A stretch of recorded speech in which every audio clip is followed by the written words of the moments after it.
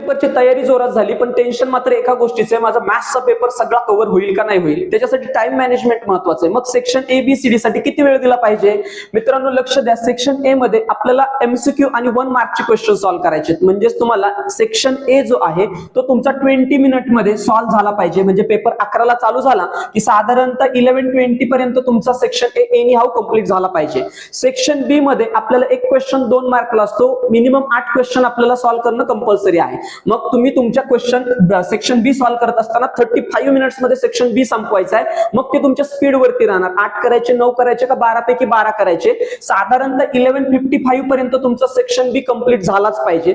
आता मी सांगताना सांगतोय सेक्शन डी तुम्ही सेक्शन सी च्या अगोदर सॉल्व्ह करा. त्याचं कारण वेगळं आहे. लक्षात ठेवा, सेक्शन डी जो आहे तुम्हाला 45 मिनिट्स मध्ये कंप्लीट करायचा आहे. साधारणतः 12:40 PM पर्यंत तुमचा सेक्शन डी कंप्लीट सॉल्व्ह करून झाला पाहिजे. मग विथ ऑप्शन म्हणजे तुम्हाला 5 पेक्षा जास्त क्वेश्चन झाले तर अगदी आनंदच आहे. सिमिलरली सेक्शन सी आपला 50 मिनिट मध्ये कंप्लीट झाला पाहिजे. म्हणजे अराउंड 1:30 PM पर्यंत तुमचा सगळा पेपर तुम्हाला कंपल्सरी सॉल्व्ह करायचा आहे. आणि हा आता राहिलेल्या 30 मिनिट्स मध्ये काय करायचं मित्रांनो, तुम्हाला प्रत्येक क्वेश्चन रिचेक करायचा आहे. कुठं सिलिंग मिस्टेक झाली आहे का, कुठला क्वेश्चन नजर चुकीनं सॉल्व्ह करायचा राहिलाय का, किंवा कुठल्या सेक्शन मध्ये तुम्हाला डाऊटफुल आहे, केलेला क्वेश्चन चुकू शकतो का, त्याच्यावरती तुम्हाला एक्स्ट्रा क्वेश्चन सॉल्व्ह करायचे आणि रिचेकिंग करायचंय. म्हणजे 2 वाजेपर्यंत तुमचा सगळा पेपर सॉल्व्ह झालेला पाहिजे.